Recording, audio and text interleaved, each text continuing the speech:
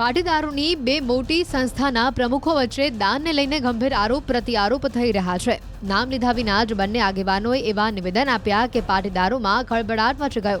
શરૂઆત 3-4 દિવસ પહેલા વિશ્વ ઉમિયા ફાઉન્ડેશનના પ્રમુખ આરપી પટેલના નિવેદનથી થઈ, જેમાં તેમણે કેટલાક લોકો રાજકીય હેતુ સિદ્ધ ન થાય ત્યાં સુધી લખાવ્યા છતાં દાનની રકમ ચૂકવાતા ન હોવાનો આરોપ લગાવ્યો.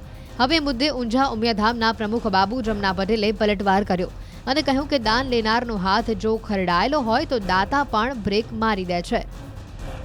રાજકીય મહત્વાકાંક્ષાઓને લઈને સમાજમાં માન અને આદરથી પોતાનું સ્થાન ઊંચું વધે, કદ વધે એવા એક ઈરાદાથી પણ કેટલાક લોકો સમાજની અંદર આવી સંસ્થાઓમાં દાન જાહેર કરતા હોય છે અને પરિણામે લાંબા સમય સુધી એ દાન આપતા નથી.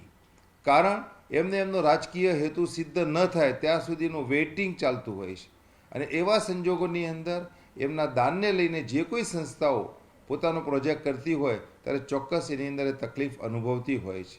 કે દાતા હંમેશા દાન દેતો હોય છે ને ત્યારે એનો હાથ ઉપર હોય છે અને દાન લેનારનો હાથ નીચે હોય છે. નીચેનો હાથ ચોખ્ખો છે કે નહીં એ દાતા હંમેશા જોતા હોય છે.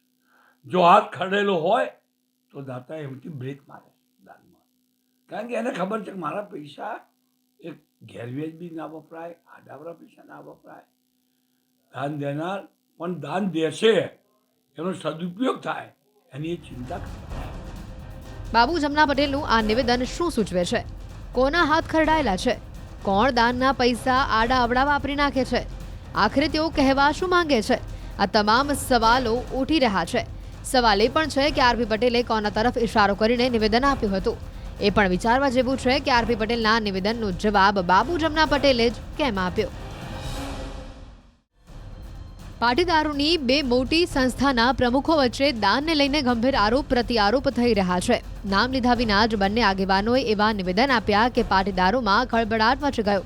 શરૂઆત 3-4 દિવસ પહેલા વિશ્વ ઉમિયા ફાઉન્ડેશનના પ્રમુખ આરપી પટેલના નિવેદનથી થઈ, જેમાં તેમણે કેટલાક લોકો રાજકીય હેતુ સિદ્ધ ન થાય ત્યાં સુધી લખાવ્યા છતાં દાનની રકમ ચૂકવાતા ન હોવાનો આરોપ લગાવ્યો.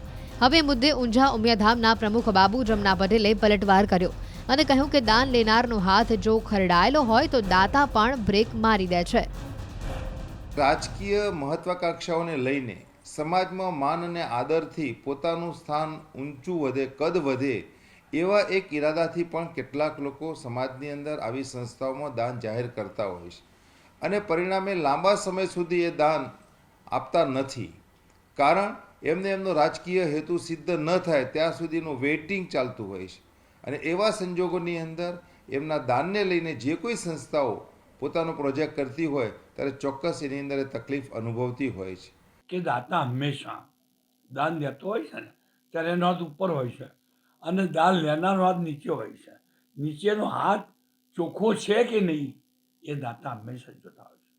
જો હાથ ખરડેલો હોય તો દાતા એમથી બ્રેક મારે દાનમાં, કારણ કે એને ખબર છે કે મારા પૈસા એક ગેરવેજ બી ના વપરાય, આડાવરા પૈસા ના વપરાય. દાન દેનાર પણ દાન દેશે એનો સદુપયોગ થાય એની એ ચિંતા કરે. બાબુ જમના પટેલનું આ નિવેદન શું સૂચવે છે? કોના હાથ ખરડાયેલા છે? કોણ દાનના પૈસા આડા અવડા વાપરી નાખે છે? આખરે તેઓ કહેવા શું માંગે છે? આ તમામ સવાલો ઉઠી રહ્યા છે. સવાલ એ પણ છે કે આરપી પટેલે કોના તરફ ઇશારો કરીને નિવેદન આપ્યું હતું.